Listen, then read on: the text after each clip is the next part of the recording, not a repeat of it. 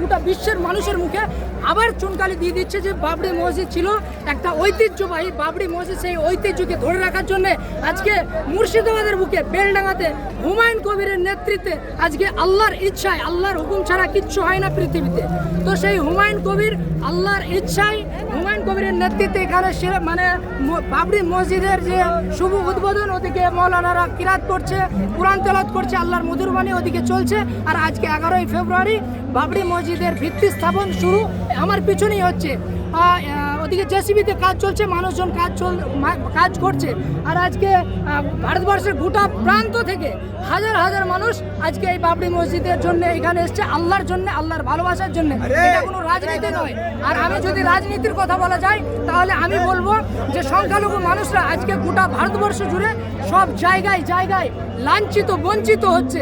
তো আমাদের জন্যে, মুসলমানদের জন্য, সংখ্যালঘু মানুষদের জন্য ঐক্যবদ্ধ হয়ে একটা সংগঠন তৈরি করা দরকার। আর এই সংগঠনকে নিয়ে নিজেদের অধিকার, গরিব দুঃখিনী অসহায় মানুষের জন্য নিজেদের সংগঠন নিজেরা তৈরি করে একতার সাথে ঐক্যবদ্ধ হয়ে সেই রাজনীতিভাবে লড়াই করতে হবে এবং দেশকে আগে বাড়াতে হবে।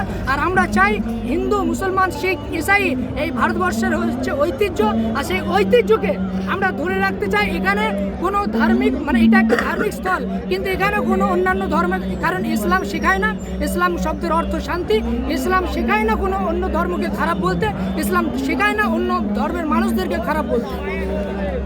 গত 6 ডিসেম্বর শিলান্যাসের প্রথম দিনই প্রচুর দান করেছিল, তারপর 2 মাস অন্তত কাজ হয়নি। অনেকেই বলছিল হুমায়ুন কবির নাকি প্রতারণা করতে পারে, মানুষের সঙ্গে কাজ নাও করতে পারে, কি বলবেন? তো যে কথাটা বলেছিল, যেসব মানুষগুলো বলেছিল হুমায়ুন কবির প্রতারণা করতে পারে, যে টাকা নিয়ে হয়তো নাও মসজিদ করতে পারে, খেয়ে নিতে পারে, নিজের ব্যাংক ব্যালেন্স করে হয়তো বিদেশে চলে যেতে পারে। তো বিজেপির অনেক নেতাই সব চলে যাচ্ছে খেয়ে দিয়ে। তো হুমায়ুন কবির সেই জিনিসটা আজকে প্রমাণ করে দিচ্ছে সবার সামনে। এখানে কোনো লোকসভা মিথ্যা নেই, আছে কি ভাই? কোনো কিছুই নেই। কারণ 11ই ফেব্রুয়ারি 2026 সাল আজকে প্রমাণ দিচ্ছে যে বাবরি মসজিদ, যে ঐতিহ্যবাহী বাবরি মসজিদ ছিল অযোধ্যায়, সেটা আবার পুনর্নির্মাণ হচ্ছে, শুধুমাত্র স্থানটা আলাদা, মুর্শিদাবাদের বেলডাঙ্গার এই বুকে।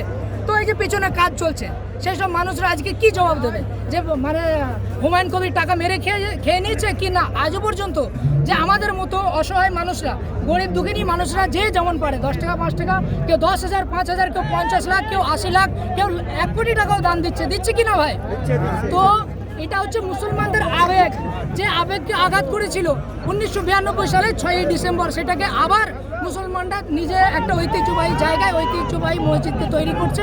তো এখানে টাকা মেরে খাওয়ার কোনো প্রশ্ন নাই। কারণ মসজিদে শুধুমাত্র মসজিদ হচ্ছে না, মসজিদের সাথে সাথে হুমায়ুন কবির সাহেব ঘোষণা করেছে যে হসপিটাল থাকবে, মেহমানখানা থাকবে এবং পার্ক থাকবে, হেলিকপ্টার নামার জায়গা থাকবে, হসপিটাল হবে। সমস্ত মানুষের ধর্ম এবং বর্ণ নির্বিশেষে এই বাবরি মসজিদ তৈরি হবে। যেসব অন্যান্য যেসব সুবিধাগুলো থাকবে, হসপিটাল, কলেজ, তো সমস্ত ধর্মের মানুষরাই সেখানে সুবিধা পাবে।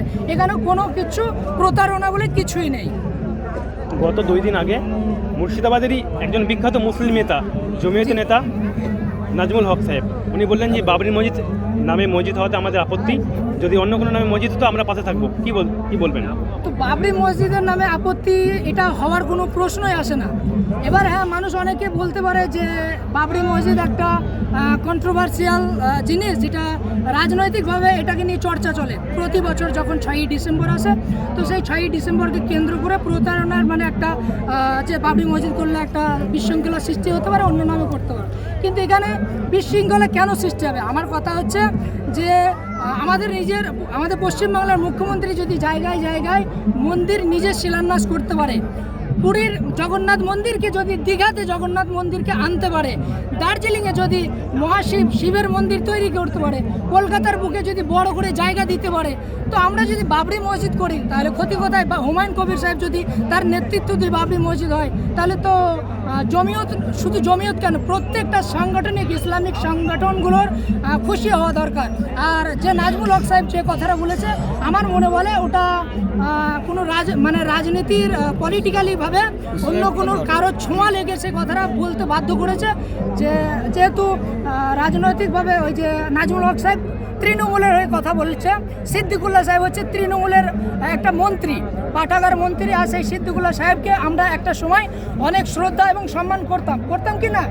গোটা পশ্চিমবাংলার মানুষ এক ডাকে সাড়া দিত, কারণ সে মুসলমানদের হয়ে কথা বলতো, অসহায় গরিব দুঃখিনী মানুষের হয়ে কথা বলতো। আর আজকে সিদ্দিকুল্লাহ সাহেব তৃণমূলে যাওয়ার পর মুখটাকে বন্ধ করে দিয়েছে। কারণ কি, যে যা বলবে আমাদের দিদি বলবে, আমাদের বাঘিনী আছে, কিন্তু নিজের কিচ্ছু করে না, যে কারণে তৃণমূলের কাছ থেকে মুসলমানরা মুখ ফিরিয়ে নিচ্ছে এবং নিজেদের লড়াই নিজে লড়ার জন্য যে ইউপি জনতা উন্নয়ন পার্টি, AIMIM, অল ইন্ডিয়া মজলিস ইত্তেহাদুল মুসলিমিন এবং অন্যান্য আরও যত সংগঠন আছে সবাই ঐক্যবদ্ধ হয়ে এই পশ্চিমবাংলার মাটি থেকে এক নতুন বার্তা দিতে যায় সংখ্যালঘুদের হয়ে। তো আমরা এটাই চাই।